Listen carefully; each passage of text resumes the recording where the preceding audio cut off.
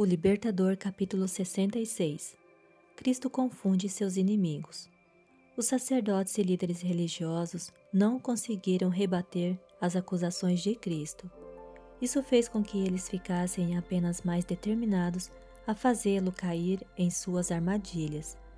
Eles enviaram espiões que deviam fingir que eram sinceros e procurar conseguir alguma prova contra Jesus. Eles enviaram espiões que deviam fingir que eram sinceros e procurar conseguir alguma prova contra Jesus. Assim, os mestres da lei e os chefes dos sacerdotes teriam uma desculpa para o prender e entregar nas mãos do governador romano. Lucas 20, verso 20. Estes dispostos e zelosos jovens estavam acompanhados de herodianos, cuja tarefa era ouvir as palavras de Cristo para que pudessem testemunhar contra ele em seu julgamento. Os impostos cobrados pelos romanos eram motivo de grande irritação para os fariseus, que afirmavam que pagá-los era contrário à lei de Deus. Os espiões se aproximaram de Jesus como se quisessem saber qual era o dever deles. Mestre, sabemos que falas e ensinas o que é correto, e que não mostras parcialmente, mas ensina o caminho de Deus conforme a verdade. É certo pagar imposto a César ou não? Versos 21 e 22. Os que fizeram a pergunta para Jesus achavam que tinham disfarçado suas intenções, mas Jesus leu o coração deles como se fosse um livro aberto. Por que vocês estão me pondo à prova? Ele disse, mostrando já ter lido o propósito oculto dos espiões. E eles ficaram ainda mais confusos quando Jesus acrescentou: Mostrem-me um denário. Eles lhe apresentaram a moeda e Cristo perguntou: De quem é a imagem e a inscrição que há nele? De César, eles responderam. Eu lhes disse, portanto deem a César o que é de César e a Deus o que é de Deus. Versos 23 a 25. Os espiões se sentiram confusos e derrotados. A maneira rápida e decisiva com que Jesus resolveu a questão os deixou sem nada para dizer. A réplica de Cristo não foi uma evasiva, mas uma resposta sincera para a pergunta. Colocando em sua mão a moeda romana, ele declarou que, por estarem vivendo sob a proteção do poder romano, eles deviam dar àquele poder o apoio que deles era exigido. Mas, embora se sujeitassem pacificamente às leis do país, o tempo todo eles deviam, em primeiro lugar, tributar sua fidelidade a Deus. Tivessem os judeus cumprido fielmente suas obrigações para com Deus, eles não teriam ficado sob o controle de um poder estrangeiro. Nenhuma bandeira romana teria tremulado sobre Jesus e nenhum governador romano teria reinado dentro de seus muros. Os fariseus ficaram impressionados com a resposta de Jesus. Ele não somente tinha repreendido a hipocrisia deles, como também havia afirmado o grande princípio que define claramente os limites do dever para com o governador civil e o dever para com Deus. Embora muitos tivessem saído dali insatisfeitos, viram que o princípio fundamental da questão tinha sido estabelecido de maneira clara e se maravilharam do vasto alcance do discernimento de Jesus.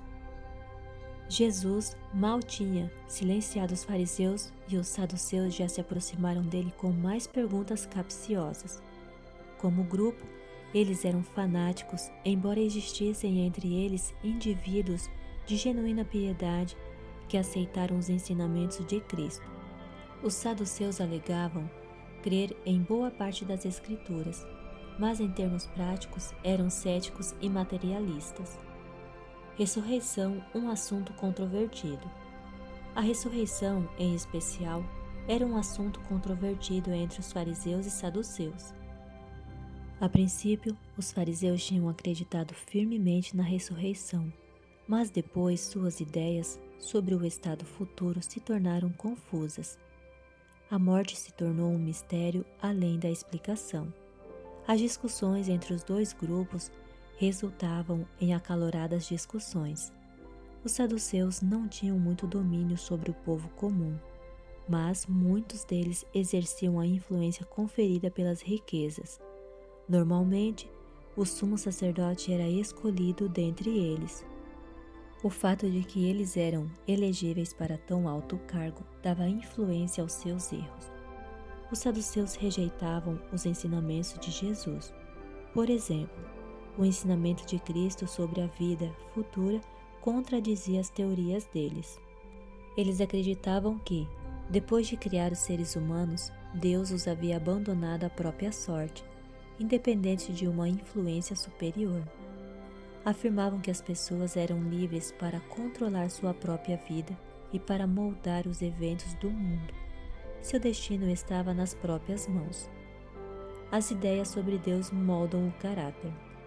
As ideias deles sobre Deus moldavam seu próprio caráter. Como Deus, segundo a visão dos saduceus, não tinha nenhum interesse na espécie humana, então eles tampouco tinham muita consideração uns para com os outros. Ao recusarem admitir a influência do Espírito Santo, seu poder lhes faltava na vida. Vangloriavam-se de seus direitos como filhos de Abraão, mas não tinham a fé e a bondade de Abraão. O coração deles não era tocado pelas necessidades e sofrimento dos outros. Viviam para si mesmos. Por suas palavras e atos, Cristo dava testemunho de um poder divino que produz resultados sobrenaturais, de uma vida futura e de um Deus como Pai da família humana, sempre ciente do que realmente é importante para ela. Ele ensinava que Deus se move sobre a terra mediante o Espírito Santo. Mostrava quão errado era confiar no poder humano para transformar o caráter, quando somente o Espírito de Deus pode fazer isso. Ao buscarem entrar em controvérsia com Jesus, os saduceus estavam confiantes de que poderiam causar dano à sua reputação ou até condená-lo. A ressurreição foi o assunto escolhido para questioná-lo. Se Jesus concordasse com eles, estaria ofendendo os fariseus. Se discordasse, eles tensionavam expor seus ensinamentos ao ridículo. Os saduceus raciocinavam que se o corpo imortal é composto das mesmas partículas de matéria que o corpo em seu estado mortal, então, ao ressuscitar, devia ter carne e sangue e recomeçar no mundo eterno a vida interrompida na terra. Marido e mulher seriam reunidos, casamentos seriam realizados e tudo continuaria como era antes da morte. Em resposta às suas perguntas, Jesus levantou o véu da vida futura. Na ressurreição, ele disse: as pessoas não se casam nem são dadas em casamento, mas são como os anjos no céu. Mateus 22, verso 30. Os saduceus estavam errados. Vocês estão enganados, ele acrescentou, porque não conhecem as Escrituras nem o poder de Deus. Verso 29. Jesus não os acusou de hipocrisia, mas sim de estarem errados em suas crenças. Ele declarou que a causa da confusão e das trevas existentes na mente deles era a ignorância das Escrituras e do poder de Deus. Cristo os convidou a abrir a mente para as verdades sagradas, as quais ampliariam seus conhecimentos. Milhares se tornaram descrentes por não conseguirem entender os mistérios de Deus. A única chave para os mistérios que nos cercam é reconhecer neles a presença e o poder de Deus. As pessoas precisam reconhecer Deus como o Criador do universo, aquele que comanda e realiza todas as coisas.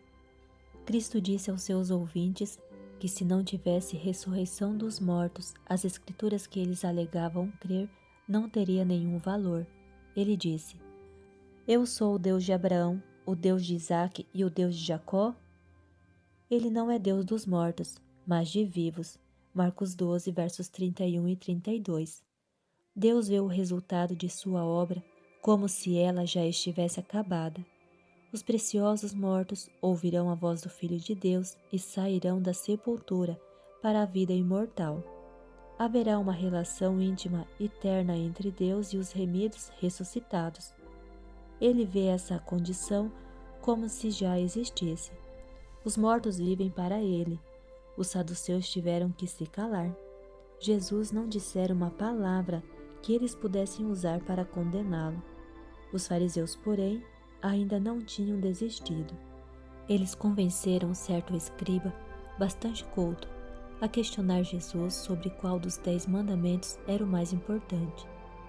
Eles haviam exaltado os 4 primeiros, que indicam o nosso dever para com o nosso Criador, como sendo maiores em importância do que os outros 6, que definem nosso dever para com os outros. Jesus tinha sido acusado de ter colocado os últimos 6 mandamentos acima dos 4 primeiros. O doutor da lei abordou Jesus com uma pergunta direta: qual é o maior mandamento da lei?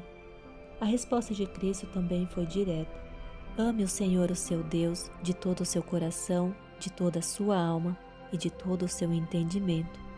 Este é o primeiro e maior mandamento. E acrescentou: e o segundo é semelhante a ele: ame o seu próximo como a si mesmo. Mateus 22, dos versos 36 a 39. Não existe mandamento maior do que este.